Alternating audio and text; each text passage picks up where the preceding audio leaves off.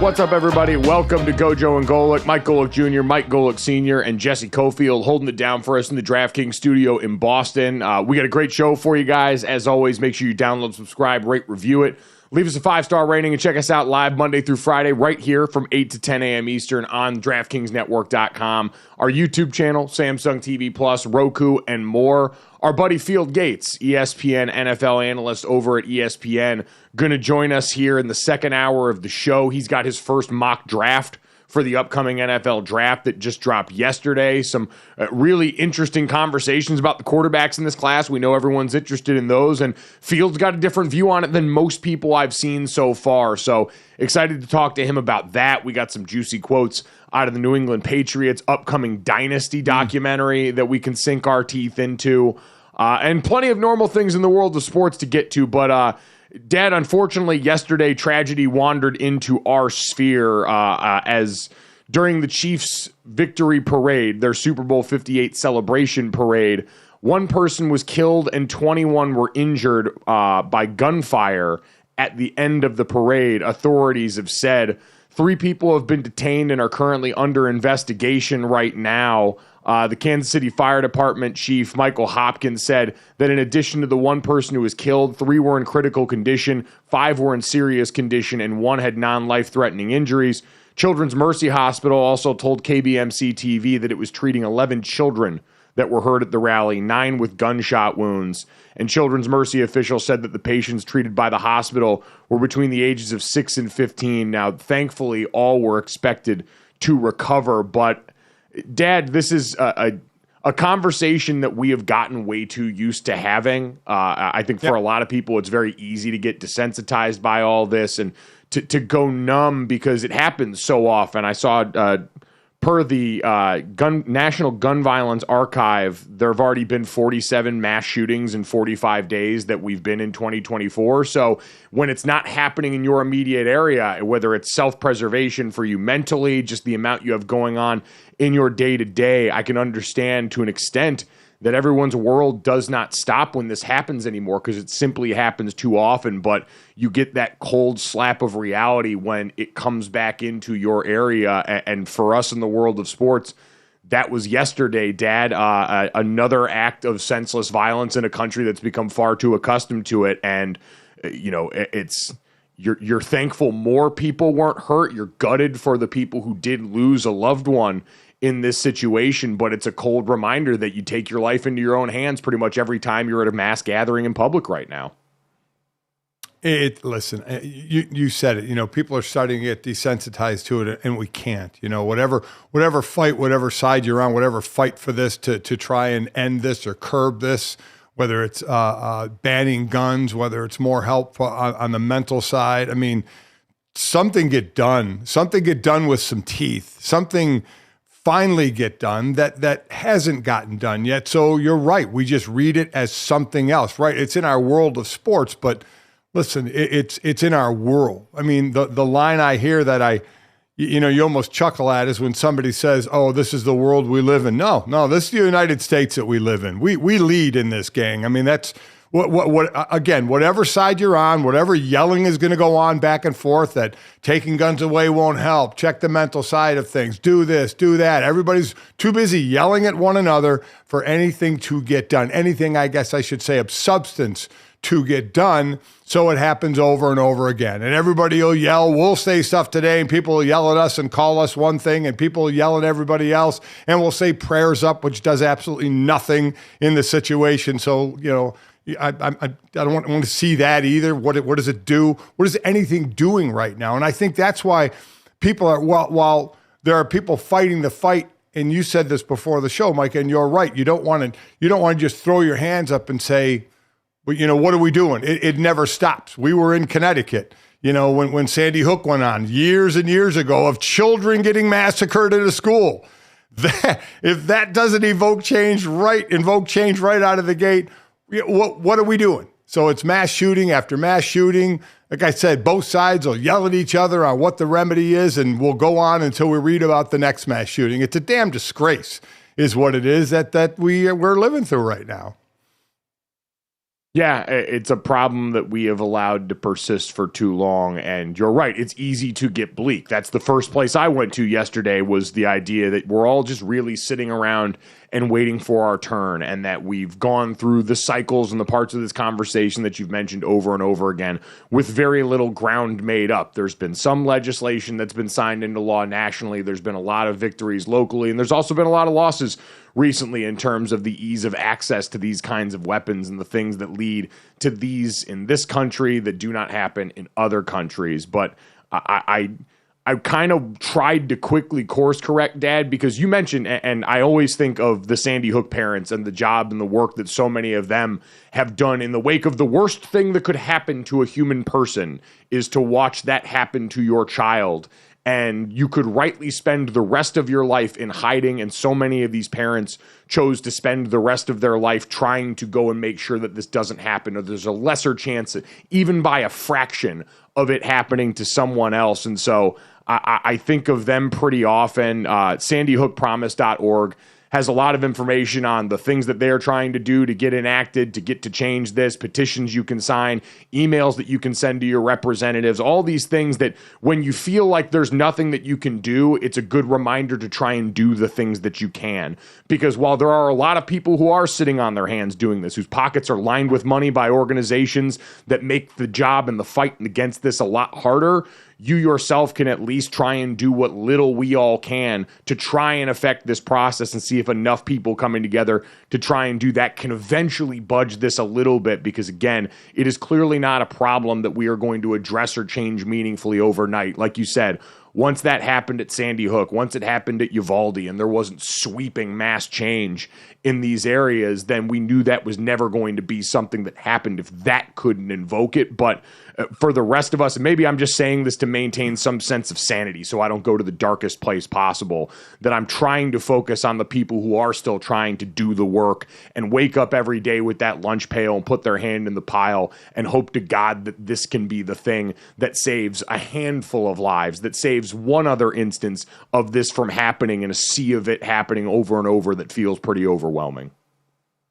We're looking for leaps forward, right? But at this point, we'll take steps forward, because it seems anytime we take any little even shuffle forward, we end up going back 5 steps, and kind of reassessing and starting over again. So I'm with you. You don't want to stop the fight of whatever you're trying to get done to help this situation, but we just see it going on over and over again. You certainly applaud. I mean, applaud's the wrong word I'm using it again in our sport, but the civilians that chased down the one guy with the gun, and tackled him and held him down. I mean, and there was great police response as well, as quick as they could. I know there was a lot of law enforcement there, in getting involved in the scene right away. But initially, there's normally not going to be a cop standing right next to a guy that's going to start shooting.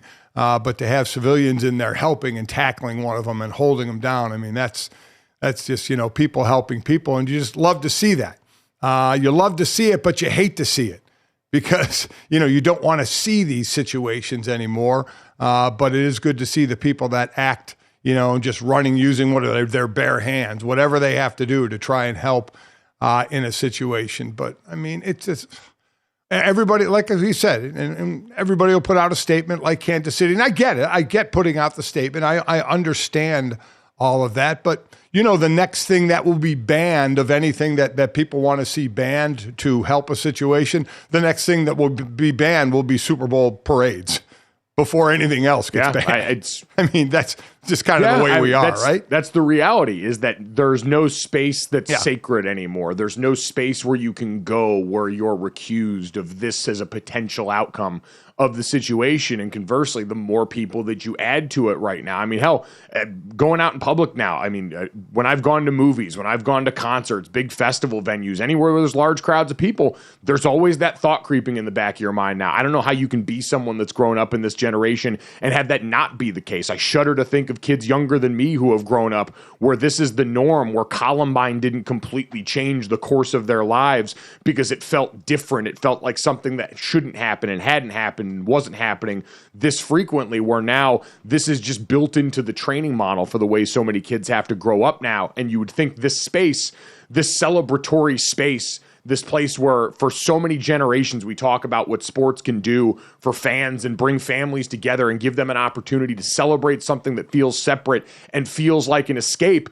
It's why so much when protests come up and players bring things up, I remind people that they're human beings that live in the same society that you do, and that this is not often an escape for them, but usually it is for other people. And that's why this is, among all the other places, incredibly disheartening, because this is supposed to be another place where people can come for a little bit to get away from all of this, but that's just not possible anymore. And that's the reality that we have to cope with right now. It's a good time to remind people that pretty much everyone, it's pretty bipartisan at this point, that most people are in favor of at least some restriction and some changes to the gun policy. There are people doing the work every day to try and change these outcomes. Incremental progress, like you said, Dad. There's going to be nothing sweeping, unfortunately, at this point. But there are people hammering away trying to do the work every day. And so we will try and support them. We will try and support the families that are affected by what went on at this parade in Kansas City. Obviously, we're thinking of them. The Kansas City Chiefs organization, you've seen so many statements from them. I've seen players like Marquez Valdez-Scantling trying to get in touch with the people that were affected by this in the hospital and see what he and other players can do to help all of them. I have no doubt this community will rally around their own, as so many others have, but God, it'd be nice if they weren't put in that position so often the way that we see for them and so many others. So we will keep everyone updated as we go along here with any other news that we get about those wounded or anyone else that was affected by this situation for the Chiefs in their Super Bowl parade yesterday, Dad. And we'll see how long does the outrage last this time, right? I mean, publicly anyway, because it happened at a Super Bowl champions parade. It's going to be in the news for a while, and then it's going to go away, and then it's going to be again up to what happens behind the scenes, or in some cases in front of the scenes, on what change. Again, whether it's gun control, again, whether it's more help for mental health, for people that are shooting the guns. But, I know a lot of us think that, boy, less guns certainly would probably help this situation. But I also recognize people with mental instabilities need help as well in this. So there's a lot of work to be done. And I guess that's the part that's frustrating, Mike, is it doesn't feel like a whole lot is getting done time after time. We're going to see this. We're going to talk about this. It's going to be all over the airways today. And will it be then tomorrow? And will it be then the next day? And then when will it go away? When will this cycle, this cycle of news, wear itself out, and we're on to the next thing? And then all of a sudden we're talking about another shooting, unfortunately. It's damn depressing, is what it is. But to your point, and I, as we're going to move on from this, is those in the fight, keep fighting, keep working toward a goal we're all trying to get, and that's not to have these mass shootings anymore, or these situations anymore. And unfortunately, it seems like we're a long ways away from it, but it doesn't mean, those in the fight stop the fight. No, and it doesn't mean that we should stop helping them either. I think that's something that needs to happen more frequently. It's easy for us to go with the whims of the news and, figure out what's covered and put our attention there. it's a lot easier to do that than it is to actually help the people that are trying to do the thing day in and day out to look more closely at a thing that makes us sad and makes us frustrated and try and figure out what little we can do where we can help when we know we're limited in what we can do and what we can affect there. But it's like any other cause that you deem worthy. We see it happen all the time with disease and all these other causes where you give money, you give time, you give effort and try and get things done even when progress seems slow.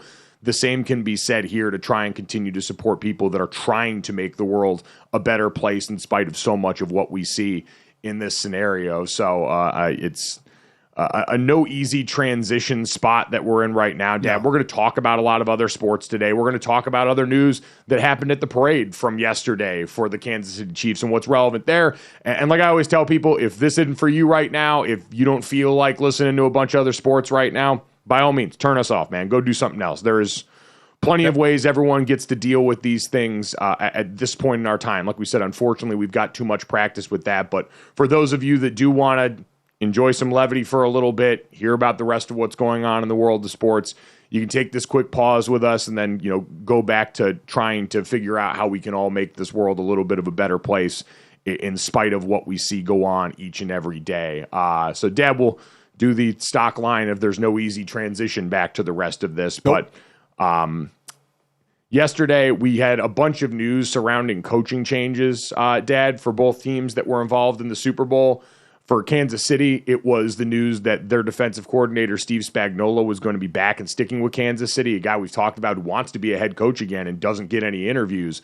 Signed an extension with the Chiefs to bring him back. We saw Chris Jones get up on the microphone and say he's not going anywhere. I'm sure his agent was thrilled about that. But in general, Dad, about as good a news as you could continue to hope for the Kansas City Chiefs, who we've talked so much about offensive coordinators like Ben Johnson or Bobby Slowick sticking around for their organizations. Spags continuing to be there as Andy's right-hand man is one of the biggest reasons why this dynasty has a chance to keep it moving. Oh, without a doubt. I mean, remember, he and Andy Reid, they spent 8 years together in Philadelphia before Spagnuolo went out and was a head coach with the Rams for a couple of years before ending up back with Andy again. As we had talked about, this is his fifth Super Bowl as a defensive coordinator, up there with the only other, Dick LeBeau, the great Dick LeBeau, being a coordinator, defensive coordinator for five Super Bowls as well. So that this was a no-brainer. I'm a little surprised at the other news that we're going to get to, but this was a no-brainer. And you do wonder in the cycle of, because it wasn't just the playoffs, he was great. They had excellent defense all year, but he never really got a look as a head coach in any of these 8 jobs that were open. So that was a bit surprising. And you wonder, obviously, putting up another year like this next year, if that's going to change.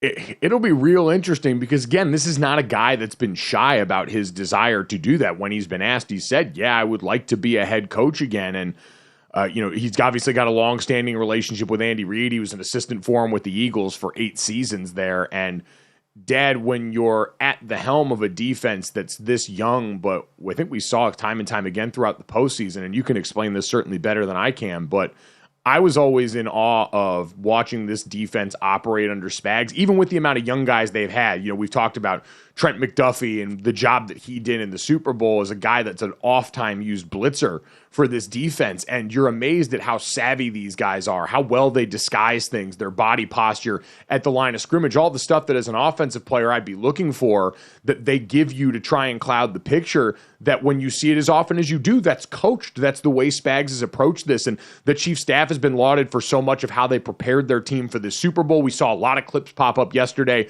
of Patrick Mahomes and their sidelines readiness for that overtime decision that San Francisco made and how they were thrilled because they got the result they wanted. They knew the exact plan they wanted to execute. That same thing's true on a more micro level for that defense where Spags was ready for every big moment in that game and his guys were ready. They didn't blink and they didn't flinch when it came to a lot of those big third downs, and that's a huge testament to coaching for a defense that's only going to get better with more time with his voice in their ear. You look at what they did in the regular season, they allowed just 17 points a game in the regular season, and then going into the Super Bowl in the postseason, they knocked that down to 13 points a game, and again, going into the Super Bowl in the second half, they were giving up just over 3 points a game. So it was a devastating defense, especially when it got to crunch time, when you need it the most. and throw in the fact that this was the youngest defense in the NFL. They were just a little over average, a little over 25 years old. The last youngest defense in the NFL to win a Super Bowl was 2009 and the Colts. So it's been a while. So you're right. This team, if how much they can keep together, we'll see. But young also means on early contracts, except, Chris Jones, time for him to get paid. Get him back on that D-line, keep this defense together, and see what happens again. Boy, if they somehow manage that and a parade promise somehow comes to fruition, it could get real scary out here real quick for everyone that's going up against this Kansas City Chiefs team. Coming up next, though, Dad, you mentioned the other news from the other coordinator from the Super Bowl yesterday. We'll talk about the 49ers' decision to part ways with their now former defensive coordinator, Steve Wilks, next.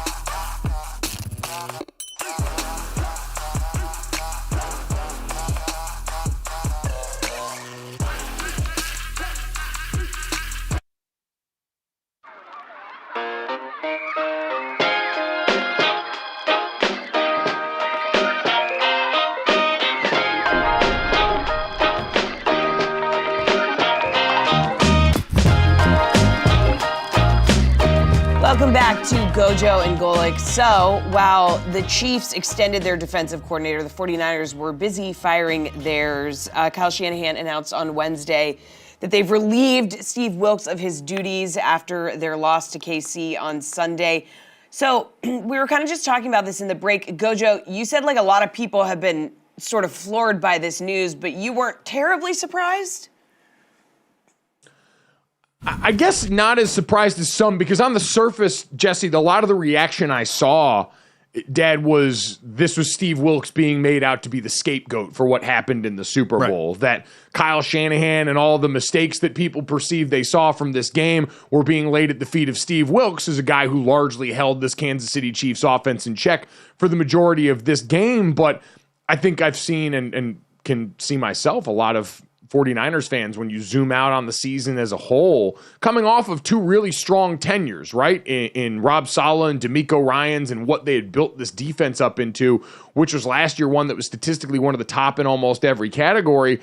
This year with Steve Wilks, the fit was a little bit different. We saw in the lead up to the trade deadline before they added Chase Young, this is a defense that really struggled at certain points in the middle of the season before they course corrected there, did well down the stretch. But then, Dad, you look at the postseason run that they went on, and the Super Bowl, they came back to play a lot better than we had seen. But in the games leading up to that, one of which you were on the call for, this 49ers defense, especially on the ground, had been the story going into Super Bowl week of would they be able to return to anything resembling regular season form because they had been getting gashed so badly up front.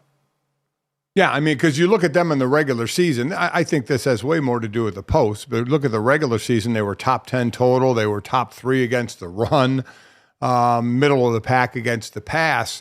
I'm sure the expectation was more because his defense had been better, but they were still a top 10 defense. But then in the postseason, it just went away. It was stunning how they were getting run on, especially basically right up the gut, and there was questions of tackling and want to get to the ball carrier. And obviously, not, we can sit there and say scheme, but I'll say again, and I've been mostly this way my entire career, whether playing or not. At the end of the day, it's on the players. And Fred Warner, who I talked to Monday before the Super Bowl, when I asked him about what you're giving up so much more yards rushing, he said, our guys, it's execution. We're not in the gap we need to be. When you get two players in one gap, you know this, Mike, players in one gap, you open up a hole. And now the back's not getting hit till the second level. And then it's about want to get there. But as we all know, a lot of it falls on the coach, especially when your stats go way down from the regular season in the postseason where you need it most, where you saw Spagnuolo's defense, everything clicked up. Not the intensity, but the productivity went in a positive direction. And for San Francisco, it went in a negative direction. And as Kyle Shanahan, he said he just never thought it was the right fit. So they'll move on, to another. It always just seems odd if someone in the coaching staff is changed on Super Bowl teams, unless somebody, our position coach, is being made a coordinator somewhere else, which we see, or a head coach or something like that. But I think just out of the gate, it looks surprising until you dive into it a little bit and say, okay, when we needed this defense to do the most, that's when it unfortunately came up the least, even though in the Super Bowl, I think they did a pretty good job against Kansas City overall. I mean, Kansas City basically now you still have to stop them, but that turnover on the punt put them right in the red zone to score a touchdown. But for the most part, they did a pretty good job when Kansas City got to the red zone of either causing a fumble or having them kick a field goal. So I thought the defense had played pretty well, but it seemed like this was something in the mind of Kyle Shanahan, though. Yeah, I mean, you go back to early November, and the 49ers rush defense was 28th in rushing success. They were struggling there. They weren't getting after the passer as well until they brought Chase Young over. I don't want to act like these were problems that came totally out of nowhere. Yeah, they have still a lot of good stats on this defense. There's too many good players, and Steve Wilks is still a good coach, so that was going to happen, but he was a lot different. He was someone that came outside of this coaching tree that had been going on there. It had been a lot of those internal guys that from San Francisco that knew their way, and we knew for Steve Wilks it was this battle of who he normally is and who this defense wants to be, Dad. He's a much more blitz-happy coordinator than what they had around there and what their personnel usually begets. And we saw in the regular season, Kyle Shanahan having a disagreement with him. I think it was week 7 against the Vikings for a late game all-out pressure that went sideways for them. You had obviously in the Super Bowl show up a couple of instances late in that game where all of a sudden Steve Wilks went back to what he knows best and decided to let it fly against the best quarterback against the blitz in the history of the NFL. And so all those moments starting to add up over time. And Dad, I think to your point, coming off a Super Bowl, it feels strange, but with the backdrop of what we all kind of believe, which is, hey, the 49ers, if they sign Brock Purdy to a long-term deal, I'm sure the way this front office operates, they're still going to have chances to be very good. But in terms of this specific window with this roster, we've talked about it, there's a lot of pressure on next season. And so if this is a fit that didn't feel right, maybe at the beginning, and a chance that maybe both sides just weren't the right fit for each other, but wanted to try in earnest to make it work, realizing that now for Kyle Shanahan, who I'd imagine there's some self-preservation that creeps in here too, the way it does for most head coaches, puts the premium on, all right, if next season's our last swing at this, I want to make absolutely sure that I'm comfortable with everybody involved. And that sucks for Steve Wilks, who seems like a good man and who seems like a very good coach. But in this situation, in the context of this team, it seems like a fit that was always something that they were trying to get to work. Yeah, I agree. I mean, it's a defense that we had the expectation had normally been just let the front four rush, right? You got Nick Bosa. You have others on that D line, that can rush. So let's not blitz. You have one of the best cover linebackers in Fred Warner in the game. Let's not stress the back seven by blitzing and have to play man, or sometimes you do the all out and play cover zero, and it can burn you at times. So it seems Kyle is more comfortable with that and less with the attacking blitzing that we saw a little more out of Spagnuolo. But to your point, and for everybody to understand, it is different with the personnel you have on how you want to approach something, how you want to attack, what kind of defense are you going to use. And a lot of times I just go on personal experience. Under Buddy Ryan, it was attack. It was stress on the corners, playing man because we were going to sell out to get to the quarterback. But at times we had a great pass rusher, so you let him go. So you had the ability to mix it up because you could do both, but you find the strength of your team, and it would seem the strength of your that I think is changing with the DBs that they have and the linebackers that they have. I thought they'd be a little higher in sacks and get a little more out of the straight four-man rush than they were getting. They weren't getting, I think, as much as they would have hoped, and maybe a reason why Wilks, who already is a blitzer, was saying we're going to send a little more pressure here.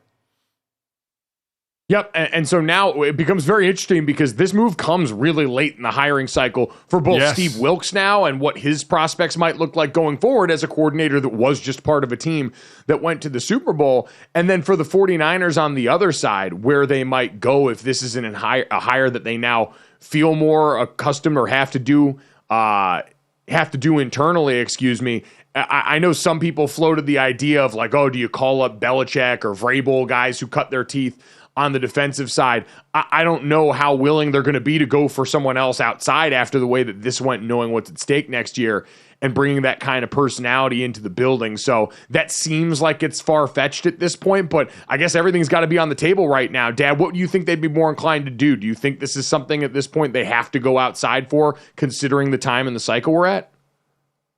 I think it's a little tougher to go outside. So I would say, maybe look to the inside and hire from within. I'm not positive who it would be on that staff as I kind of look over the coaches on who they would elevate to that, because it is late for both. Steve to get a job somewhere. Maybe he might have to go be an analyst or something somewhere. If there are no slots available, unless you make one available for him. But it also is late to get, I guess to put it this way, to get the guy that you want, right? That's what it always is. Are you getting the guy that you want? And I'm sure you don't make this move, in my opinion, without having, or maybe you do, and say, we're going to make this move, and then say, okay, now we got a spot to fill, without at least having an inkling in your mind of where you're going to go. Completely agree. I think if the 49ers made this move without that plan in mind, then all that pressure we talked about that comes on next year might already be getting to them. So we'll see what happens for one half of the Super Bowl 2-0 from this last year.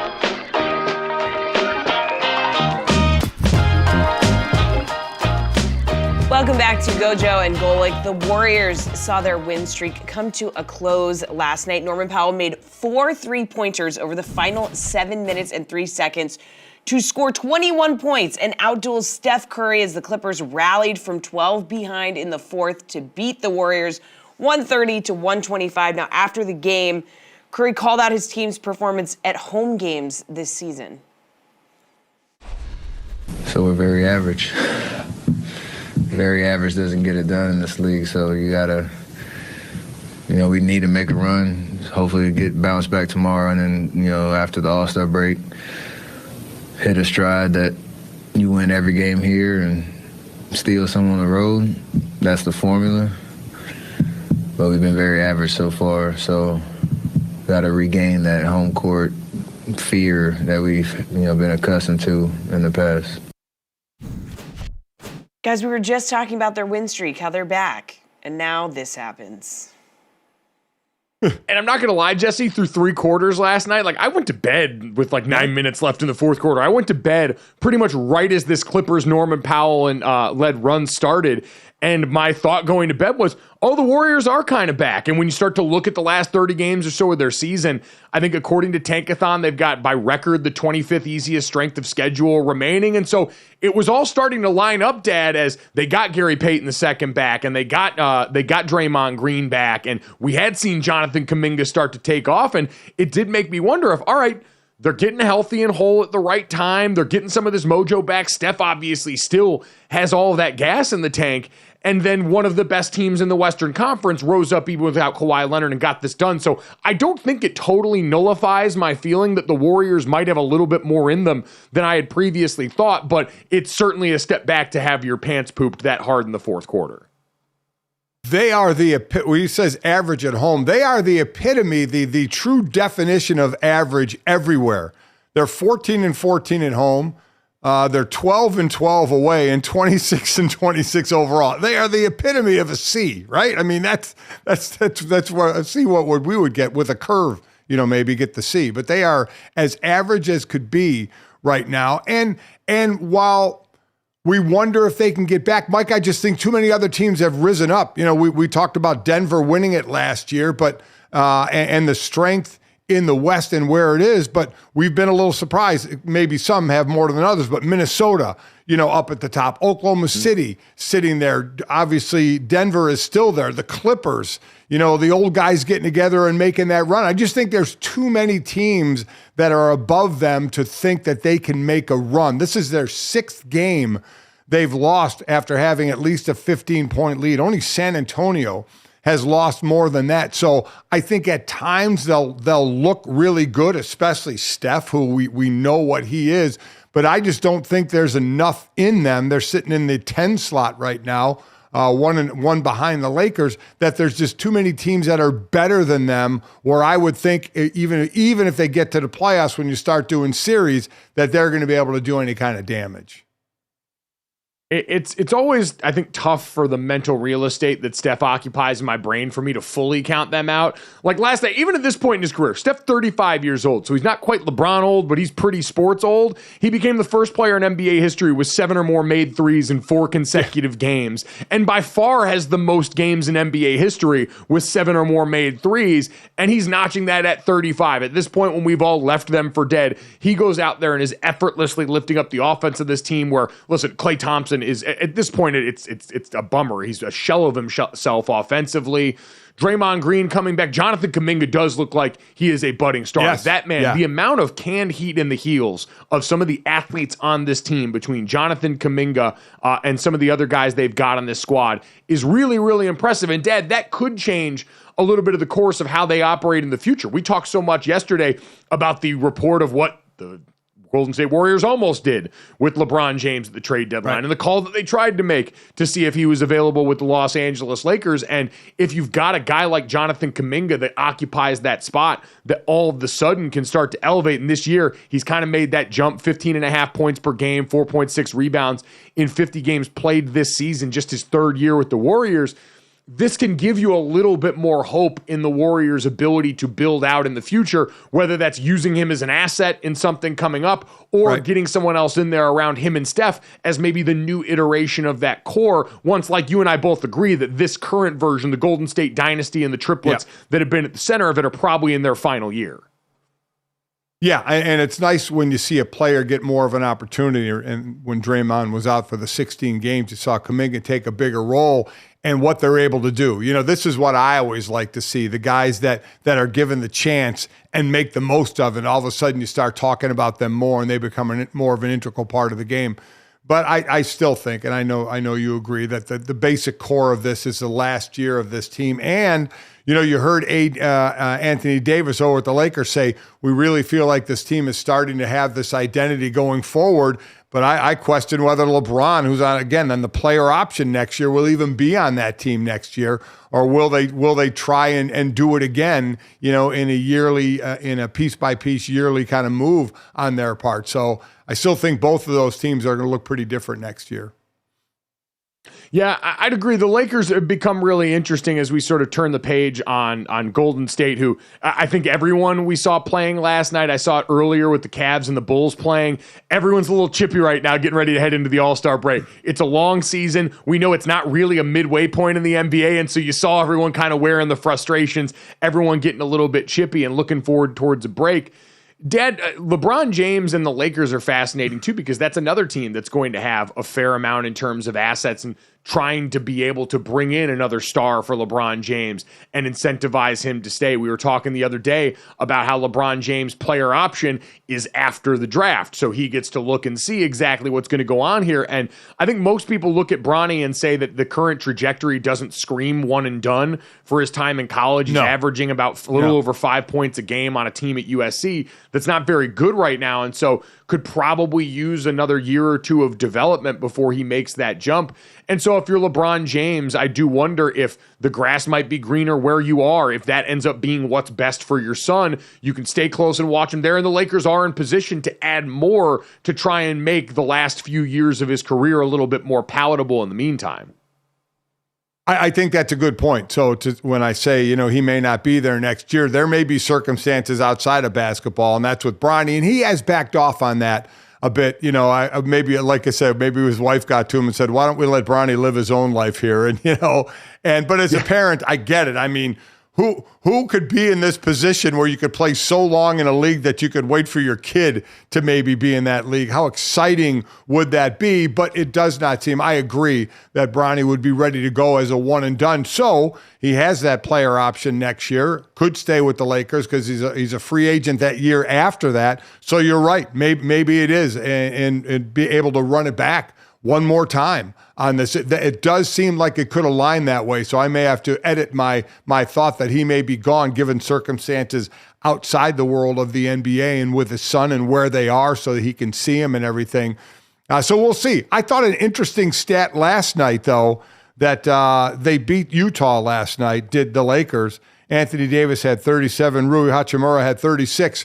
It's the first time teammates for the Lakers had 35 or more since we would all have assumed Anthony Davis and LeBron did it in a game together, but that's not the case. You have to go back to 2003, Shaq and Kobe both did it against San Antonio in a game in 2003. That one threw me. I had thought for sure AD and LeBron had done it in their time together, but no. So Rui Hachimura and Anthony Davis last night went for 37 for AD, 36 for Rui.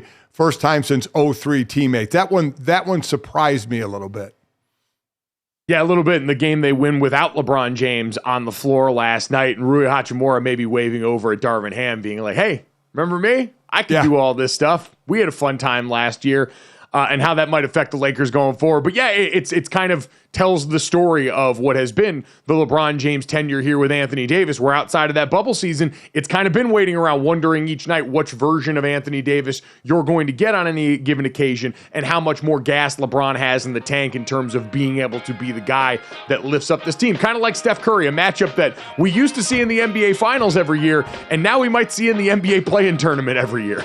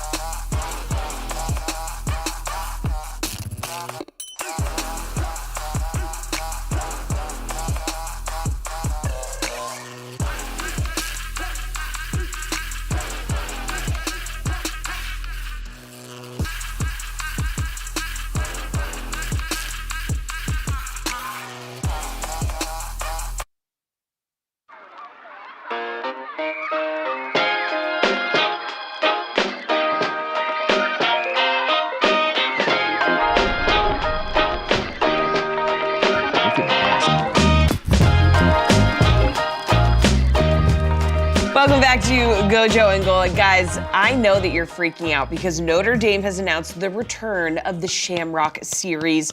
The Irish will face Army November 23rd, 2024 at Yankee Stadium. The game is going to celebrate that 100th anniversary of the Four Horsemen backfield from Notre Dame's 1924, who led the Irish to a 10-0 record, a Rose Bowl victory. Guys, this is amazing. How excited are you? Has the family group chat been blowing up over this?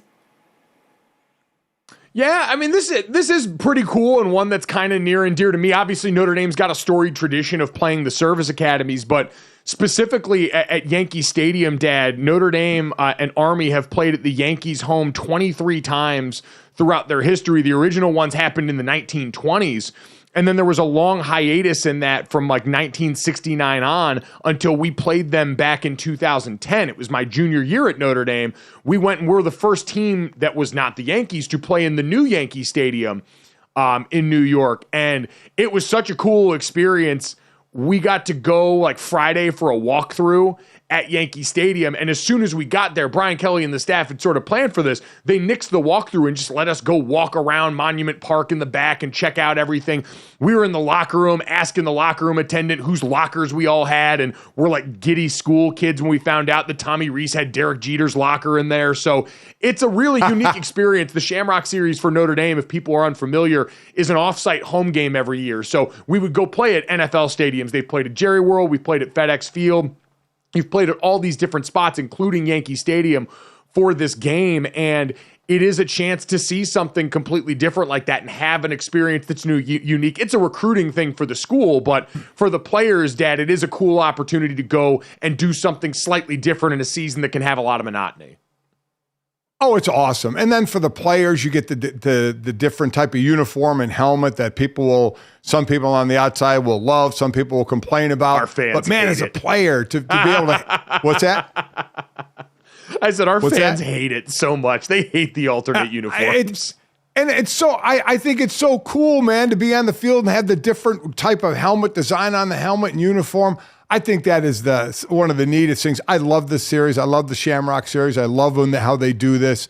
So it's very cool. But if you'll permit me, they're doing it in New York. It is the 100th anniversary of the Four Horsemen backfield from Notre Dame, as Jesse said. So if you don't mind, Grantland Rice, October 18th, 1924, started with this.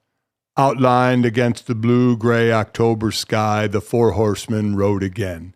In dramatic lore, they are known as famine, pestilence, destruction, and death. These are only aliases. Their real names are Struleher, Miller, Crowley, and Layden. I love it. I love that. I get chills reading that. That's just awesome. The 100th year, the sophomore year, the four of them were put together, and it was decided coming back from a game to do that. They actually put them on a horse, for people that don't know, and call them the Four Horsemen. They were together for 3 years in the backfield. In those 3 years, they only lost 2 games. One, I think, in the first couple of years. They went undefeated their last year and forever known as the Four Horsemen, one of the greatest stories in college football history. It's very, very cool. And that's one of the great paragraphs that I just, I didn't do it very, very well. Not the way some of the great voices read it over time, but it's just such a cool thing and just such great history, more great history from Notre Dame in college football. I thought you did it all right. I mean, and you're right. For people familiar with Notre Dame lore, the phrase "outlined against a blue-gray October sky" is sort of etched into your being. When you walk into the Notre Dame football facility, there is a statue of them on the four horses right when you walk into the main lobby there before you get to all the other trophies that are in there. So it's a huge part of it. It's great that they're getting this moment to celebrate all of it.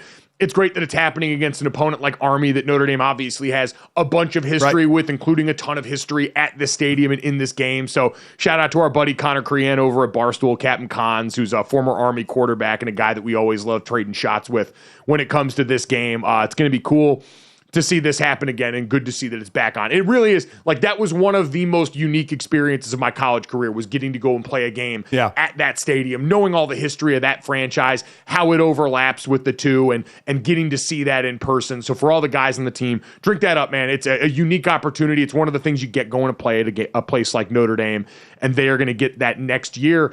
Dad, the other thing that we might get next year, well, the thing we're surely going to get next year is a 12-team playoff. What we might get is a new format before we even get to that 12-team playoff, though, as the College Football Playoff Board managers are expected to vote at the end of this month on a change to the format in the wake of the dissolving of the Pac-12 as we have known it. It was supposed to be a 6-6 format for the college football playoff for anybody from unfamiliar, which was the top 5 Power 5 conference champions and the highest ranked group of 5 champion, and then 6 at-large bids. Now with the Pac-12 gone, they're trying to go with what's being called the 5+7 model, where it would be 4 Power 5 conference champion bids plus the highest ranked group of 5, and then 7 at-large bids from here on out. And Dad, this is actually something that would give the remaining Pac-12 teams in Oregon State and Washington State a better chance, because they're not a sanctioned, they wouldn't have a conference championship now, being just the 2 of them. They've obviously got the Mountain West relationship they're exploring. And so this is something that's going to happen. And it just seems like a bunch of legalese and paperwork was holding this up from being voted on sooner. Yeah, but it does open it up for a different conference, right? Because 5 and 7, where you thought the Power 5 conferences, that the other conferences would have to be one of the 7, at-large teams. But now this opens it up for another conference, right? So who always, put themselves in the, would want to say it's the Power 6, now they'll get that chance. Who is going to be the highest ranked outside of the Power 4, which we're going to have right now from one of the other conferences out there. That will be ranked and get that automatic bid, because that I always look at that as the opportunity for the next, because you would have thought it would have been a little more difficult for any of those group of 5s to be one of the top conferences if there was a Power 5, but there isn't. So somebody's going to get a nice opportunity there and be chosen as a highest ranked conference champ. Yeah, and listen, it's still an uphill battle for those group of 5 teams. And we saw last year for a team like Liberty, Jamie Chadwell goes over there and they're undefeated for most of the season, but because the schedule that they played was so comparatively weak, they struggled to be ranked and respected by a lot of the polls in the way that they thought they deserved. We've seen, Dad, I think now what happens is the standard for Power 5 teams to make the playoffs is going to be lowered a little bit, because you've got 12 teams. There's going to be teams with 2 losses in there finally. We're going to probably flirt with a team with 3 losses in there who plays in the right conference and plays one of the tough schedules that year. But for the group of 5 teams, it's going to be a lot like what we saw a team like Notre Dame as an unaffiliated independent football team dealing with, where you basically got to go undefeated or have only 1 loss. I think that's going to be that way for a lot of the group of 5 teams, where if you are a Tulane or somebody like that, or you are a Liberty, or you are a team like that, you're going to have to go and win by the old standard to be considered for this new standard based on how crowded the field's going to be.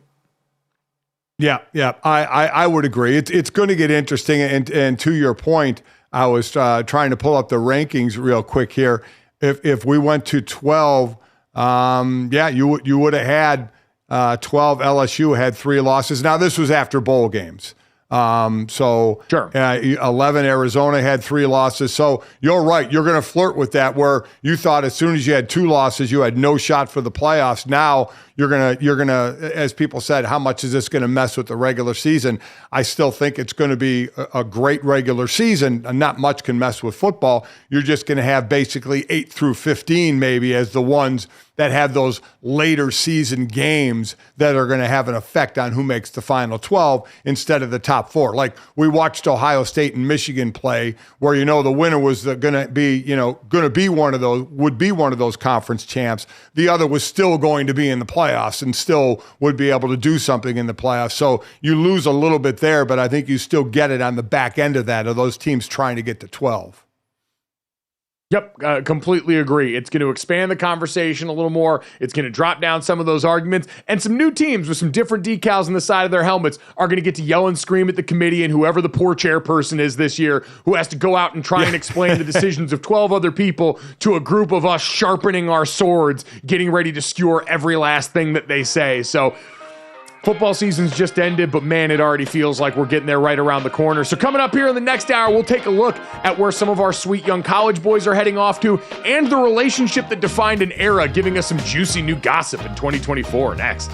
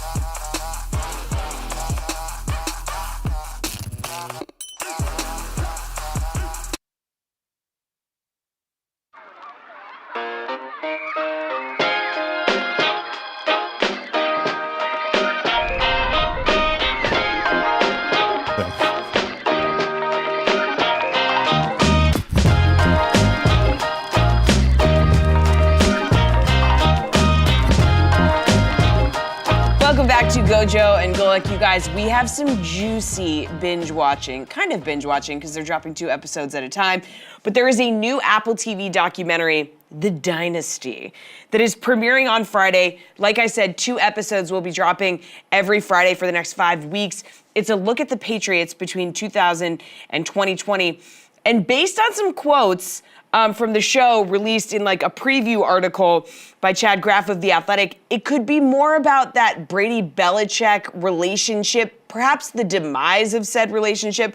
So here's a quote from Chad Graff. "Me and Coach Belichick, we did what we loved and competed for 20 years together, but I wasn't going to sign another contract in New England, even if I wanted to play until I was 50. Based on how things had gone, I wasn't going to sign up for more of it." Okay, so that is something Tom Brady said in The Dynasty.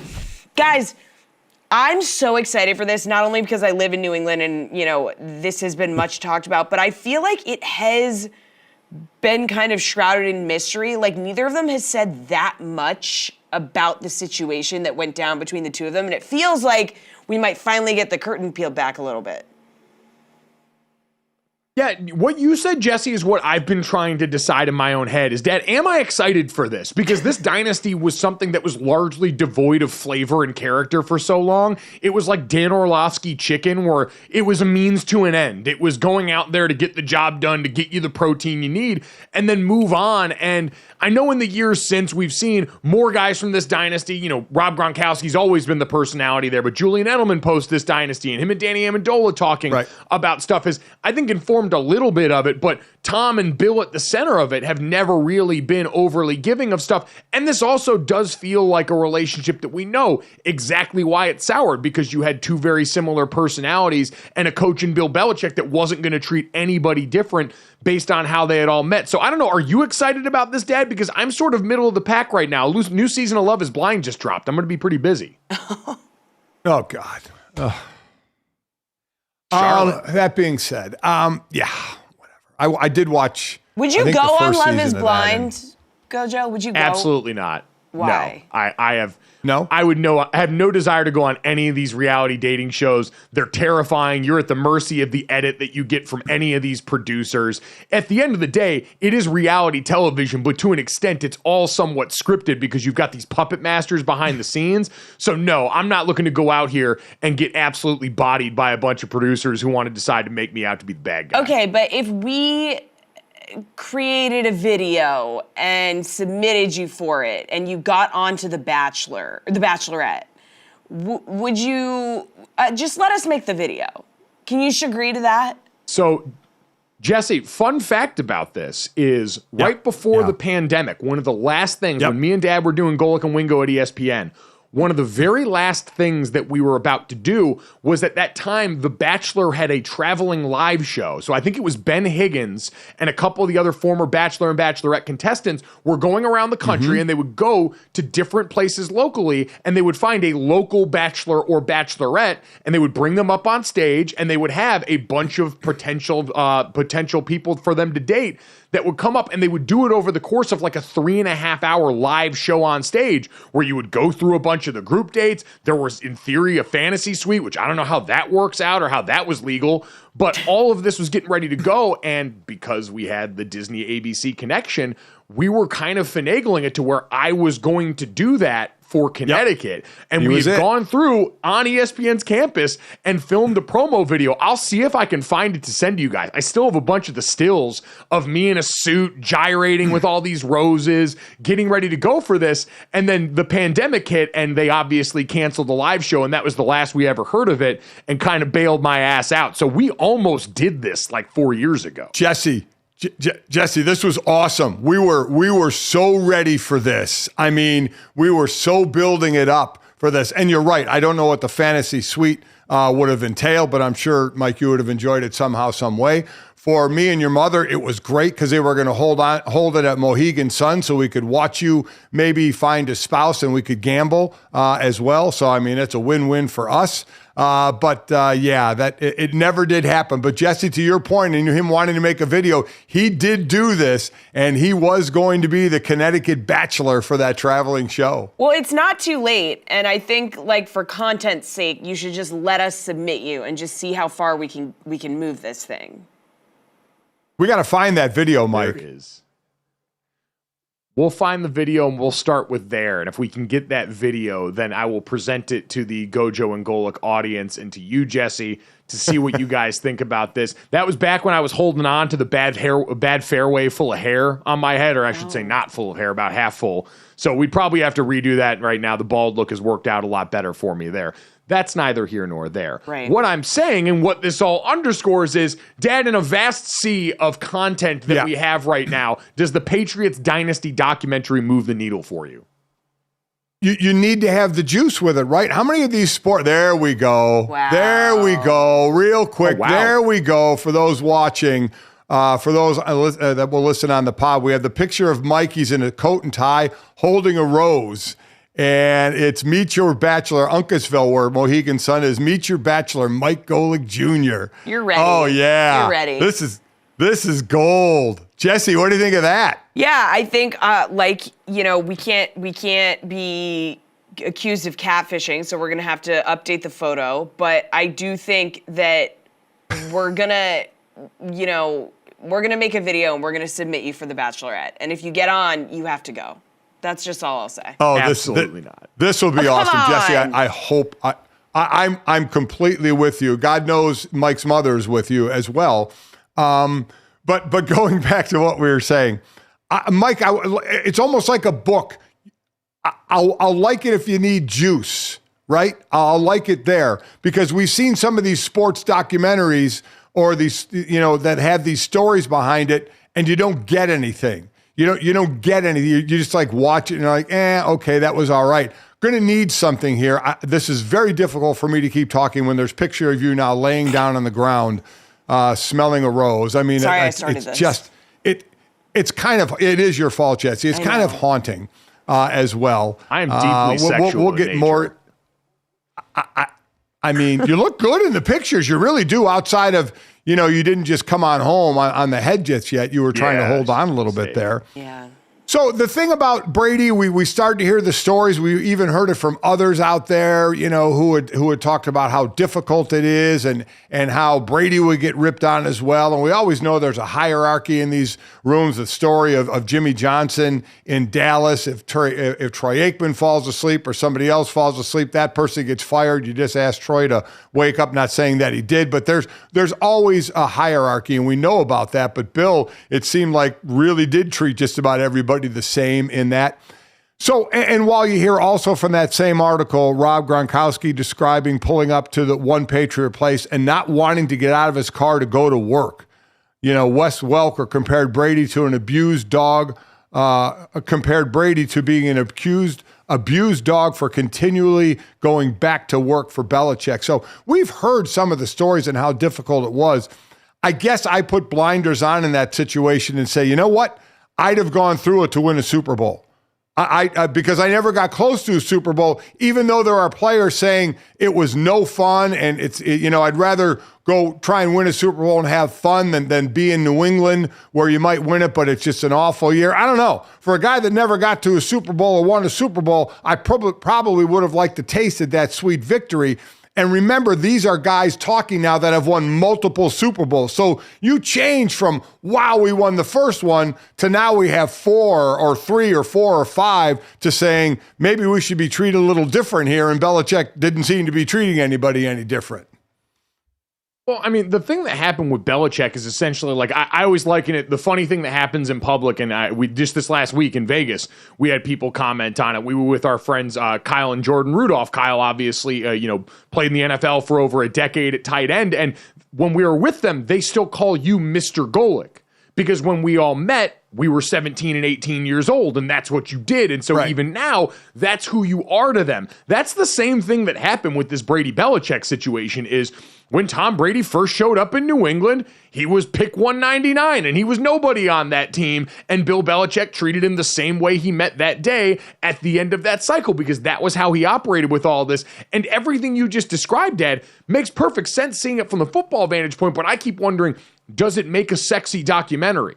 Like, I just watched Swamp Kings on Netflix this last year, a documentary that should have been full of what happened off the field for one of the most interesting eras of Florida football and college football in my lifetime. And instead we got oh, well, Tim Tebow worked out a lot, and oh, playing in the SEC is really hard. And if we get a documentary that's however many parts this is, that's just, well, winning's really hard, and this is what it took, it's going to be cool, but we kind of know that the Patriots dynasty lasted so long that we got to do a lot of these retrospectives in real time. You need to be taken really behind the curtain. For something like this to be successful, a book, you need it to be salacious for a book. I've been asked to write a book about, my Philadelphia Eagle days, and I'll never do it because they want stories, they want dirt, and I'm never going to do that. I'm never going to name names. I'm never going to tell some of the, I've told some stories public, but I would never tell them all. I just wouldn't do it. And that's something, though, I think you have to do. To have somebody buy a book and be held by attention through the book by getting into detail. And I think that's what this would need. We would need, hey, on this day in this practice, this is what Bill said to this person, or this is what happened. This was a confrontation here. You need that, right? I think like a book, you need that in a documentary or a TV show that's explaining anything about a given situation. You don't just want, the outsides of it. You want to be taken behind the curtain. That's where you want to go. And if this does it, it'll be worth it. If it doesn't, then it'll just be a waste of everybody's time. And I think the thing that's most concerning for people now in 2024, when we talked about and referenced some of these other documentaries that we've seen, and I want to give Apple their chance because a lot of what I'm talking about is a bad taste left in my mouth from a lot of these Netflix docuseries where in exchange for having the subject sit, there's been what's been seen as more favorable coverage. You're not going to go at some of those things nearly as hard. And so I struggle to see how if you're getting Tom and Bill to sit at this point, who both seem to be at a decent place publicly with the relationship, they would willingly sign up to go and throw a missile in the side of that and start to badmouth each other or talk about the negative parts of that relationship too much publicly. So let me roll this thing forward because this is made and obviously it's going to go on and obviously a lot of people are going to watch and then we're going to watch it and then we're going to talk about it. Was it worth it? Was it not? Did you get anything out of it or was it ho-hum? But let's talk about something real. How Bill Belichick treated his players and how Bill Belichick coaches, that again is not going to change. Is Bill Belichick going to get another head coaching job in the NFL? Bill is, again, 15 wins in regular season and playoffs from breaking Don Shula's record. He wants to coach. We heard about the only team he interviewed was with Atlanta, and that was a couple of times. But as we mentioned, Atlanta was on the dating app, and they kept swiping right for 14 different candidates. And it ended up not getting hired, even though Arthur Blank said he would work with other people and this and that. He didn't get hired there. That's the only team he interviewed with. We know what kind of a tough coach he is. Can that still work in today's era? Because when Tom left, it didn't work anymore in New England. I'm starting to really wonder if Bill Belichick, who will go down as the GOAT, is ever going to get a head coaching job again in the NFL. I feel like at some point there's going to be a circumstance. I mean, we saw how many jobs became available in this cycle, and usually it's about 6 or 7 jobs every year. That's somewhere in that grouping next year, because there's still going to be other coordinators that certainly get brought up in this conversation. We're going to do exactly what we did this offseason with Bobby Slowick next year. Ben Johnson, despite what the Washington Commanders wanted to put out there, if the Detroit offense performs again, is going to get a bunch of looks. But Mike Vrabel and Bill Belichick are also going to be potentially sitting there next offseason like, hey, what's up? And if you're a team that's a little bit more mature in their life cycle and trying to make a run at things but needs to make a change, a la the Dallas Cowboys, who Jerry Jones came out and said, I could work with Bill Belichick. What are you guys talking about? I'd imagine someone still takes a swing right now because most of the guys making this hire are old and come from that era. Interesting if Steve Spagnuolo, who is 64, so obviously next year will be 65, Bill Belichick in his early 70s, if Spags has another defensive season in Kansas City like he had this year, whether they win the Super Bowl or not, I'm sure they'll get to the playoffs and make another run. But if his defense was like it this year, and a team had a choice between Bill Belichick and Steve Spagnuolo, who do you think they would be taking? Spags would be that hot name, and Bill would have sat for a year. I genuinely don't know in that spot. I think a lot of it, quite honestly, and we know how reactionary this league tends to be, and we always hear about a copycat league. I do wonder how much of it's going to be, hey, how do some of these new young coaches do? Like, what did we see? We've talked about the linebacker trend that's going on right now with some NFL head coaches, more guys on defense, more guys with those intangible leadership qualities, because what have we seen in recent years? That's worked at a bunch of places. D'Amico Ryan's coming out and doing what he did this year with a young team absolutely gets lodged in some people's heads, I think. And so if you've got a bunch of these young coordinators that step up, if Mike McDonald does really well this upcoming season and some of those guys, you might get more NFL teams that go groupthink and say, well, look we've got more young names on here. They seem to be resonating now with the players that we've got here. Why don't we try this? But I'll also, because it won't all be young coordinators. There'll be some veterans as well. So of veterans out there who have been around, we already saw Raheem Morris, who was a former head coach, get rehired. Would Vrabel get a job before Bill Belichick? And Vrabel's been around for a little bit. And again, would Spags, who has been coaching forever in the league and has been a head coach as well in the NFL, that's the more, because it's one thing if you choose a young coordinator. You say, okay, that's kind of the trend. That's kind of the direction we want to go. But if you start seeing other, for lack of a better term, retreads, guys who have been head coaches and then get hired ahead of Bill, or guys who had been head coaches and then were coordinators and now going back to head coaches, getting hired ahead of Bill, that will be the interesting thing to me, because that will be a little bit closer to the same era of type of coach as opposed to hiring that 38-year-old offensive coordinator who's hot right now to be the head coach of my team.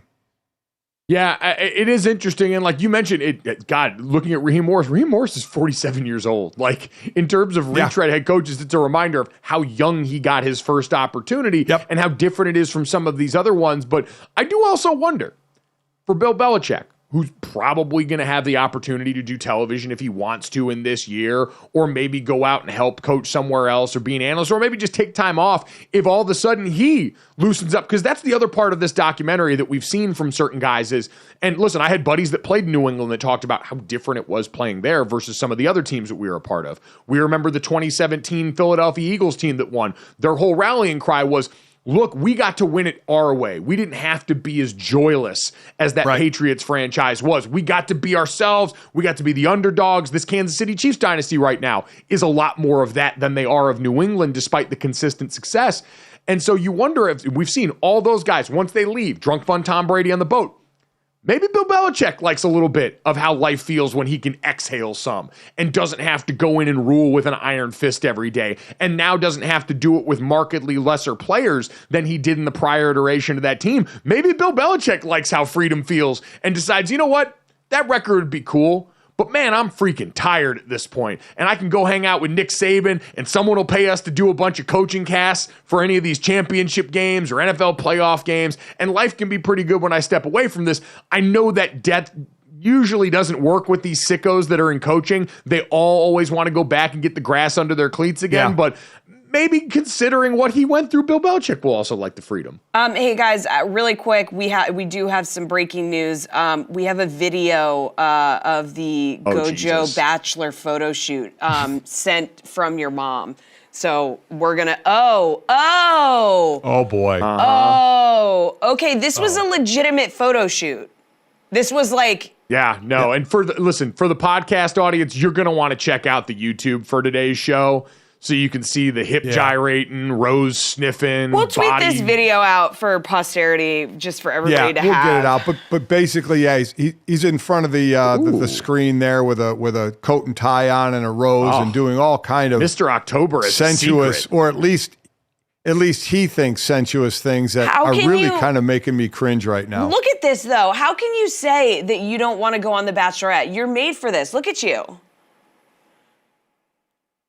I am made to be a ham in front of the camera. I am not made to deal with a house full of 30 other people who are all vying for the same prize. You'd see me in the corner chugging champagne and eating a lot of like dinner rolls that they put out. All the food you're not supposed to eat in the Bachelor Mansion, your boy would be woofing that down.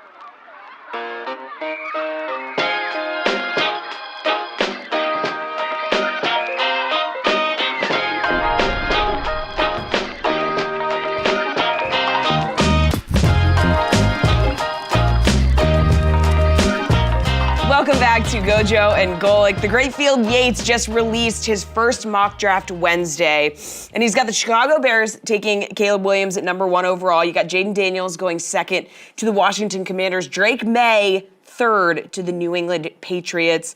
Much to discuss, and lucky for us, he's standing by with the guys right now. Always excited to catch up with our guy, Field Yates, who I saw, by the way, at Radio Row Field, looking positively jacked right now. For a father of 2, you've dispelled any notion of the dad bod out here. Drop the secrets, man. We all need to know. Dad strength, not dad bod, dad strength. That's what we're striving for these days. And I had a feeling that I might be on the show this week, so I started lifting months ago in preparation. Honestly, I just do curls. I've got like a 12 ounce, 12 pound. No, she's probably 15 pounds by now. 15-pound curl available at all times. So one of my arms is disproportionately larger than the other because I use my 2-year-old in my right arm and my 8-month-old in the left arm. It works out perfectly. Can I say though that if we were to do a performance enhancing drug test, would you pass? Seriously? This isn't live, is it? I can say this out loud, right? It's not like it's a big show with like lots of viewers. No, I would not.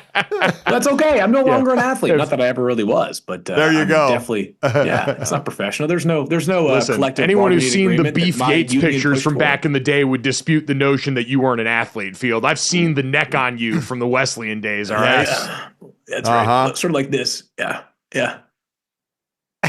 It's a beautiful thing. Well, in addition to being a jacked father of 2 right now, Field, you also always do a great job doing everything at ESPN, but I always especially appreciate your insight as we head into draft season. And you dropped mock draft yesterday, and I think had one of the more shocking decisions so far that I've seen early in draft season is so many people have been debating at the top of this draft, Caleb Williams versus Drake May as the quarterbacks 1 and 2 here. You had the Washington Commanders drafting Jaden Daniels, the Heisman Trophy winner out of LSU, with the 2nd overall pick. What do you see in that player right now that it seems like so many others haven't so far in the draft cycle? Yeah, it wouldn't surprise me if this becomes kind of the prevailing thought as we get closer to the draft with Jaden Daniels ahead of Drake May. And Jaden Daniels did as much as any player in college football could last year to improve his stock. I would argue it's probably the most impressive rise up the ranks in a single season since Joe Burrow back in 2019.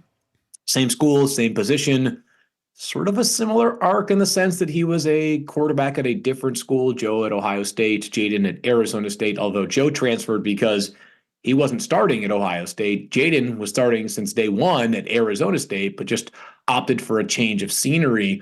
But 40 touchdown passes this past season, really showed off as a thrower and then as a runner, over 1,000 rushing yards as well. He led D1 in terms of rushing yards per attempt, over 8 yards per carry. The ultimate dual threat quarterback is Jaden Daniels. And I think when you have that kind of athletic ability, there's always this really fine line between being the quarterback that just always takes off and runs because you're faster and more agile and athletic than almost every defender on the field, but also realizing that sometimes you just have to take the layup. And when you've got 2 awesome potential first-round wide receivers around you, like Jaden Daniels did last year, let them do the hard work. And I thought the balance that Jaden showed as sort of a decision maker, knowing when to scramble, knowing when to drive the football down the field or buy an extra second in the pocket to drive the football down the field, really was a strength of his. Part of the reason why he has catapulted up boards, probably the most fun player to watch from all of college football last season too, because while LSU always has talent, their defense this past year was as down as you could possibly be by LSU standards. They basically overhauled their entire defensive staff after the season as a reflection of that. And Jaden Daniels probably won that team a few more games than they deserve to. So we've all heard Caleb Williams and Drake May as the top 2 quarterbacks forever, right? When did Jaden Daniels, where was he before the season in your eyes as far as the draft is concerned? And when in your eyes did it say, okay, this guy has made the meteoric jump to now number 2? Yeah, he was a mid-round pick probably coming into the season. That's a little bit of a sort of a subject to how you view the entire class, but probably a mid-round pick coming into the season. And then, there was probably about midway through the year when Jaden Daniels had a few games in consecutive weeks that you thought to yourself, why is LSU staying competitive in those games, or how are they winning these games? And you think about some of the environments that you play in the SEC, and obviously no league is the NFL, but the SEC is probably as close as it gets to the NFL in college football. Goes to Alabama, and they end up losing the game, and Jaden gets hurt. He suffers a concussion, or leaves with a head injury, I should say, early in the fourth quarter. But prior to that injury, against the team that, as we know, ended up playing in the college football playoff, and they're always going to be good on defense under Nick Saban in Alabama, has nearly 400 total yards in 3 quarters. Has a game against Florida where he rushes for nearly 300 yards and obviously carves him up with his arm as well. And there was a game against Missouri, which I know that Missouri probably doesn't register as a national powerhouse for many who follow college football, but this past year they were awesome. And the reason why they were awesome was largely the strength of their defense, which will probably have, I would think, at least 4 guys drafted fairly highly this year. And Jaden Daniels, in a game in which his defense did nothing against Brady Cook and Cody Schrader and the Missouri offense, found a way time and again, especially late in the fourth quarter, to just pick up the yards needed to advance down the field or eventually score the game-winning touchdown. Those kind of moments, clutch production, which we talk so much about quarterbacks and get the job done when it matters the most. And Patrick Mahomes obviously setting that standard right now in the NFL. No one is going to be Patrick Mahomes in that regard right now coming out of college. But it did feel like Jaden Daniels had that mindset that when his team needed him most, he was at his best, as opposed to the quarterbacks who, when their team needs them the most, sometimes that pressure can get to them and force bad decisions. Field, only a couple minutes left here, but I wanted to get to one of the other quarterbacks that you had mentioned in this mock draft. Down at 12, you have the Denver Broncos taking J.J. McCarthy, a quarterback who didn't have to step up nearly as much, given what the rest of his team was capable of on the run to this national title. Why are you, and I'm hearing a lot more voices in the NFL, so high on J.J. McCarthy and what he can be as a pro? Yeah, with apologies to JJ, this is actually a lot higher than I would want to draft him. But as we know, quarterbacks get jammed up the board in the draft. It's just the nature of the exercise. And right now, there are no trades allowed in our mock drafts. When we get to trade season, and certainly after free agency, when players have shuffled around the board in the NFL, we'll have a bit more context surrounding these teams and their decisions. But how about this? The Broncos pick at pick 12. They don't pick again till the 3rd round. They have 6 total picks this year. Their 2nd round pick went to the Saints as part of the Sean Payton trade. Moreover, Russell Wilson, it's a lot of money that's going to be dead money on their salary cap when he is likely released come March. And as you guys know, there's not that many quarterbacks available in free agency that are worthwhile additions. So along all those lines, I felt like I kind of had to force the issue with the Broncos at pick 12 at quarterback because Sean Payton wants to win right away. J.J. McCarthy has some intriguing traits, really good ball placement, good athlete, helped Michigan win a lot of games. But as you accurately noted, he didn't have to do that much. It was the best defense in college football last year, best offensive line in college football last year, best running game in college football last year. So I think it's fair to say that JJ, amongst all the quarterbacks that we're talking about in the 1st round, is the biggest projection. Doesn't mean he's not going to work out, but he is a major projection. Yeah, you have 5 quarterbacks going in the 1st round. I believe Bo Nix, the other number 20 with Pittsburgh. In just a few seconds, and we'll have more time to expand on this, deepest position in this draft. Yeah, it's a tie at the top between wide receiver and offensive tackle, specific to the 1st round. Offensive tackle could have 8, 9 guys going, which I can see GoJo it's like he's tearing up right now with happiness, of course. Wide receiver, though, from start to finish in the draft, ridiculously loaded. You're going to find guys in the 3rd round that could be day 1 starters for good football teams next year. So both of those spots, if your team needs them, congratulations. It's the right draft for you. Wow. All right. Well, this is the right mock draft for all of you guys. Check out Field's 1st round mock over at ESPN.com.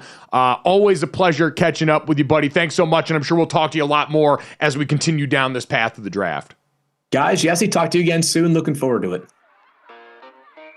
See you, Field. Thanks. Awesome stuff. He's heading again, to the gym now. You can always check out there at Field Yates on Twitter. Beef cake, certified fresh.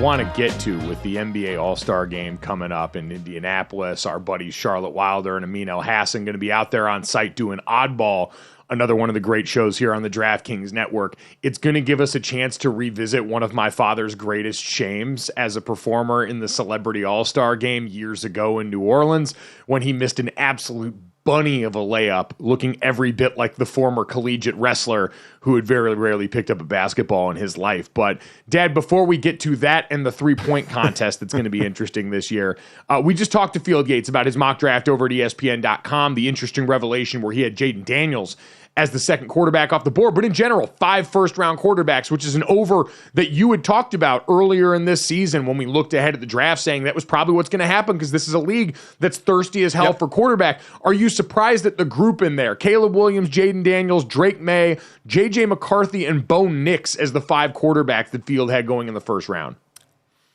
I think that J.J. McCarthy still is the most surprising. I think it's the most surprising to a lot of the people because – and maybe unfair evaluation to him, he had to do the least amount, right, of the other quarterbacks that we're talking about on what they had to do to help their team. JJ they had the national championship team. They had the most complete team in college from offense and defensive standpoint. So I think there's a little less that we know about what he can do maybe in crunch time, because we've seen Caleb Williams be great, but we've seen Caleb Williams at big games not be great. And it kind of started when they came to South Bend, and Notre Dame really put the clamps on him. And from his season from that point, really wasn't all that good. Jaden Daniels just, as Field said, was a mid-round guy who just, as you watched him, you said, wow, okay, we know he can run. The kid can throw. He is the quarterback of today, the athlete that can throw and that can do everything. So the ceiling is just unbelievably high for him. I think there's less known to everybody about Drake May other than he's a big quarterback. He's that big kid, 6'4", like 230 pounds. It'll be interesting at the combine. You know, a lot of these quarterbacks are working out together in California, including, we'll throw Penix in there as well. It'd be interesting at the combine, but as I've always said, man, you start going shorts and a t-shirt, what happens with some of the guesstimation that goes on. But the one thing, and we said it from the beginning, there'll be 4 or 5 quarterbacks taken in the first round because there's always some reach there. And I think J.J. McCarthy is kind of the biggest wonderment of where would he fit if he does go that high in the draft. Yeah, incredible physical tools have always been there for JJ, and there's been throws in his bag that I always called the bleep you throws, the stuff that very few people on this earth can do with his ability. But I always think of there's like an old passage in a Bible that talks about you don't put a lamp under a bushel basket, meaning if you got gifts, you share them with the world. And J.J. McCarthy, for all the talk that especially Jim Harbaugh's done, saying he believes he's the best quarterback in the draft, there's other people starting to leak now that, J.J. McCarthy's way higher on NFL folks' boards than they are and thought of by the outside world, which, reminder, we're in smokescreen season, so take everything with a grain of salt. Yes, we are. But this is a guy that if he had all these gifts and he was this good and Michigan chose not to deploy them, that to me says something, either about their thought and their coaching style or about what actually is under the hood for J.J. McCarthy. So it really, I think he's going to be the central focus for a lot of people this draft season, him and Jaden Daniels, because Jaden's a player who's got a Heisman Trophy on his resume, and there is going to be the easy Joe Burrow comparison because of the colors they both wore in college and because of what Jaden did for himself this season. We'll have plenty more time. I mean, we know how draft season works. It's going to be largely about these quarterbacks because that's what everyone loves. But Field pointed out, man, this is a sexy offensive line class. Our boy Joe Alt from Notre Dame, first tackle off the board for Field Yates in this mock draft. But you got him. You got Olu Fashanu out of Penn State. You got a bunch of dudes in this class. Troy Fautanu from Washington. So very excited to get into the beef. We'll be certainly digesting this. We did the draft show last year. I think we're going to have something for you guys again this year on the opening night of the NFL draft. But, Dad, we're in basketball season right now, and we've got an interesting thing that's going to happen in the NBA All-Star Game as they try and sort of zhuzh it up a little bit here, Jesse, as Sabrina Ionescu going to crash land in All-Star Weekend, the three-point contest with him and Steph Curry getting a lot of attention and should be a very interesting thing because the three-point contest, in my mind, is actually always one of the most interesting events at All-Star Weekend. Yeah, and Sabrina really knows that this whole thing is about more than just basketball. For me, it's just continuing to raise the bar and to put us and give us the opportunities to be on this platform. Understanding, it being on TV and young girls and young boys being able to watch it and understanding how important visibility is, and knowing that there's going to be a young kid who maybe hasn't watched many WNBA games, but is going to watch and tune into this, and they're going to have that dream of one day going up and shooting against their idol. Okay, and this is cool because all eyes are going to be on this competition, and it was originally reported that Sabrina was going to be shooting from the WNBA line, okay, which is like 1 3/4 inches closer than the NBA's line, and now she requested to shoot at the NBA line. So she and Steph they're going from the same line, fellas. That's pretty cool. Yeah, the WNBA line is 22 feet, 1 3/4 inches, like you mentioned. The NBA is 23 feet, 9. Sabrina said she practices from NBA range anyway, which anyone who has watched her play, and if you go back to her time in college at Oregon and now certainly what she's done in the W, Dad, range is not an issue for her. And I have no idea if she's going to win this or not. Steph Curry is the greatest shooter that's ever lived. And so going up against him, always going to be a tall task. But she's right about what this exposure is. And I think we've seen with women's sports in the last number of years, no matter the sport, but especially with women's basketball, if you give it the platform, the product has been there. There have been great players, and right now great stars in the women's game, both collegiately and professionally, and continuing to find ways to get them in front of more eyeballs is how you continue to grow the game at this point. And I love that Sabrina's got that in mind with this. Oh, I think this is great. And now, if I have this correct, there is a 3-point competition with about 8 players, right? These two are just doing a one-on-one. So yes. I think this is fantastic. As Jesse mentioned, she's going to shoot from the guys line, but use the WNBA ball. I love this. I love this. A lot of the NBA players, really, put their arms around the WNBA. They love that league. The league is as popular as it's ever been. They have a great team, obviously, in Las Vegas with them Aces back-to-back champs, but it is, along with all women's sports, on such a rise. So what Sabrina can do here to keep that, front and center, I think is just fantastic. I have no idea how this is going to go. Like you said, she's going up against the greatest shooter in NBA history. So I have no idea, but she is unbelievably talented herself. So I do look forward to it, and you are going to get a ton of eyes on this, and that is going to be really the most important thing. Yeah, and you're probably going to get a lot of like dumb old school misogyny that comes along with it. And just ignore that, because I think what we've seen too is more and more people are just embracing the conversation and debates around women's sports in general. We've seen that happen with Caitlin Clark in college this year, where we've had big, loud opinions about her game from people both inside the women's game and outside that are just about basketball, which is really refreshing. But you've got Sabrina, which is part of a lot of this young crew that's come into the W. You've got this great pipeline of players doing it in college right now. And so watching this unfold is going to be great. Is it going to be a little bit of PTSD for you, though, Dad, every time you have to watch the NBA All-Star game and remember your great shame? This is horrible. I'm sure by tomorrow we'll have that video. Greenie and I played the one year we were players in the Celebrity All-Star game, and we did so well that the next year we were the coaches. I will not use it as an excuse, but I will say it.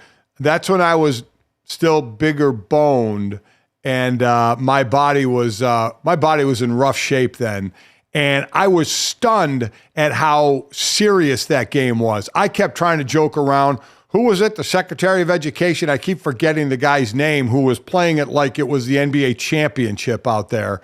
My God, I mean, it was crazy. So when it got real serious, I knew I was in trouble, and I had a chance at an easy layup, and it was one of the most embarrassing shots you will ever see anywhere on a basketball court. We'll get the footage pulled by tomorrow, but if you want an early preview, just type Mike Golic Sr. into your gift tab and Twitter, and enjoy the show, ladies and gents. Enjoy the show.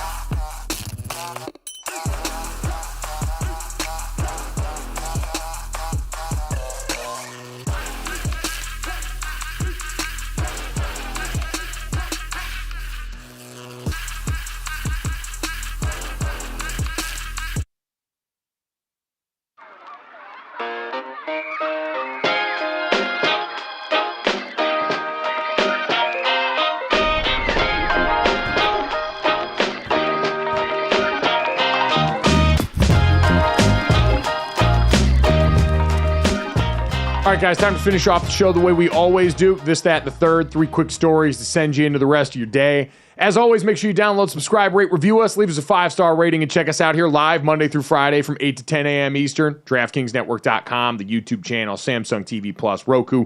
Tell a friend to tell a friend. And if you miss any of it or our great guests, our thanks to Field Yates, ESPN NFL analyst, who came over to talk about his first mock draft of the season.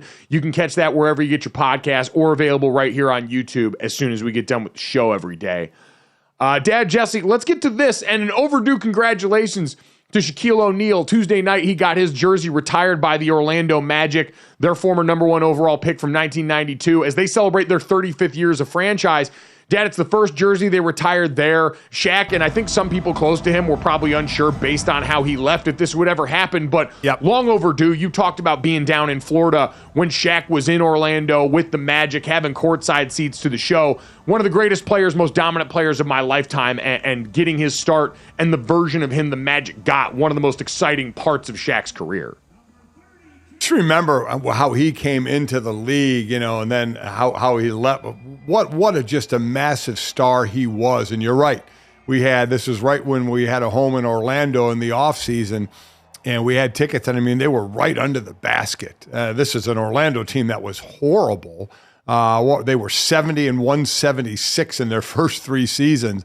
And then Shaq came along and they go 500, then they go 50 and 32, make a playoff appearance, 57-25, go to the finals, 60 and 22 before he leaves. So he was unbelievable to watch. I mean, always has been unbelievable, but certainly, young coming in as a youngster and then how he progressed through the years, just being as dominant and, hack-a-Shaq rules that came into the game. So much fun to watch as him in the early stages of his career. Yeah, when you had a younger, leaner Shaq who, and despite your protests, I will say, ran the court as well as anybody and was a precursor to the modern big man that we see today. That was a freight train from hell coming down the court. I encourage anyone, especially like my generation, I got to see a lot of prime Shaq, but if you're the next generation coming up and you forget as we have all these big man Mount Rushmore conversations and Shaq's name doesn't get brought up nearly as much as it should for being what most people tag him with was the most dominant player that they have ever seen because of his size, because of how overwhelming he was. Just go pull up Shaq highlights on YouTube, man, and watch him run the way he did early in his career. It's terrifying. Oh, it really is. A guy that big moving like he did when he was in Orlando, first in the league the first few years. And he's on a list of only one of 3 now, Wilt Chamberlain and Pete Maravich, as players who have been have their jersey retired by 3 teams. So 34 retired by the Lakers, 32 retired by the Heat, and now his jersey retired with the Orlando Magic. So congrats to Shaq. I mean, he's done pretty well for himself, I'd say. Yeah, I will never. I went to Outside Lands, this music festival in San Francisco, and me and my buddy that were there went and saw Shaq DJ a set there, and just watching this entire crowd react, I'm like, man, to have this be like your 3rd or 4th or 5th job, and this many people love what you're doing and want. And he took pictures with everybody. He would invite all these little white frat stars on stage who were all taking their selfies with Shaq, and just seems so effortlessly cool in a way that's enviable for a lot of people. So congrats to Shaq on yet another cool thing happening in his life, this time in reference to what his former career was there. Dad, speaking of people calling it a career, and Jesse, big announcement yesterday as we were heading towards Masters season coming up in April at Augusta, Georgia. We got another retirement announcement. Vern Lundquist is going to call it quits after calling his 40th Masters this season. Nostalgic for a lot of people. Golf and these hushed tones and the voices we're used to hearing usher us through these big moments. Dad, Vern Lundquist, one of the best to ever do it. Going to be sad to have a Masters without him coming up next year. Oh, it really is. I mean, just that voice, his voice so well. He's been part of so many calls in different sports as well, but the Masters is the Masters. So 41, I mean, that is absolutely an incredible string for him. Really a hell of a guy as well. Gotten to know him a bit over the years. So good for him. That will be great to listen to. And it certainly will add to it if Tiger is playing in that Masters. As Tiger is finally playing in his first tournament this year. It's his tournament, the Genesis Invitational. He'll start golfing today. But for Vern and the Masters, I mean, what can you say? It's been a match made in heaven. He's called all but one Masters since 1983. That's wild. That's crazy. What a That's run. insane. Yeah. And with all of that, the thing I'm going to remember him most for is the line, "Who in the hell is Happy Gilmore?" Yeah.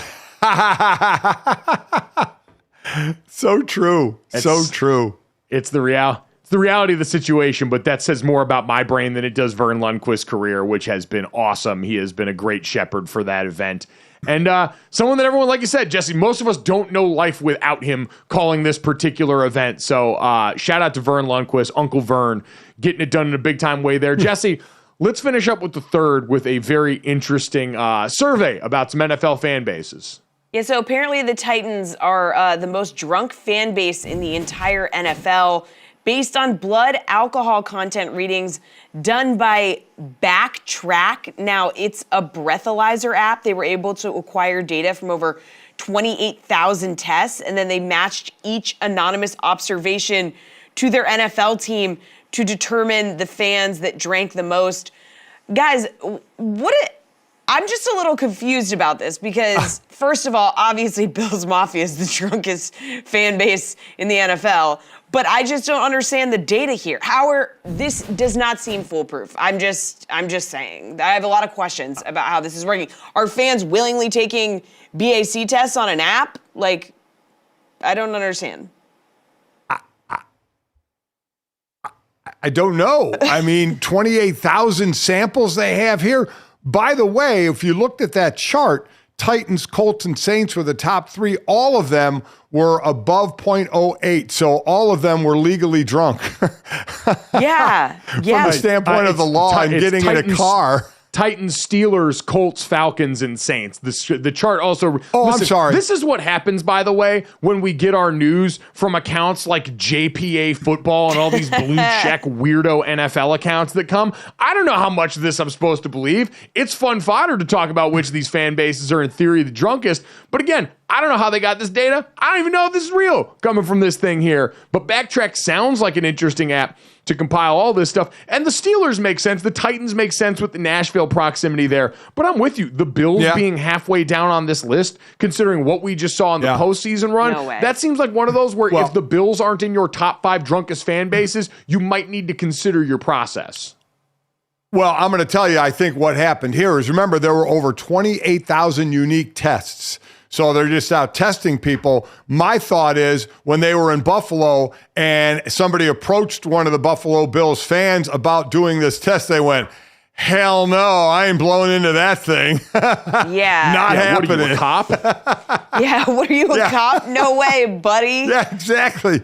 You have to tell me if you're a cop legally. That's how this works. Yeah. I mean, these people are probably walking. If they see somebody stumbling, the people doing the test are probably trying to go to that person, to blow into it. And the Bills Mafia, they're a little smarter than that. They're saying, ain't getting us. They probably even put some plants in there. Go get that person who had like one beer, and to bring their average down. Because, to think that they're not near the top. And by the way, we mean this in a good way, not if you can say that, but we mean that in a good way, that we think they should be near the top because, boy, they have a good time. Oh, well, God, I think that's more indicative of the fan base that you would most like to party with. Mm-hmm. And can I just say, they're way down on the bottom of this list. We were in Kansas City for week 1 for the kickoff against the Lions. Yeah. The Chiefs are absolutely a fan base I would like to party with. That was probably the most collegiate atmosphere around an NFL game I'd ever seen. But did you see, as far as Buffalo is concerned, did you see Jason Kelsey's wife, Kylie, said when he was partying in Buffalo there with the Buffalo Bills Mafia, Kylie said Jason wanted to dive through a table. She said he wanted to break a table, but smartly did not do that. Eventually. Smells like an off-season feature piece potentially coming there. We hope you enjoyed the show today. If you did, download, subscribe, rate, review us. Check us out even when I'm sensually smelling roses. Thanks so much. We'll talk to you tomorrow.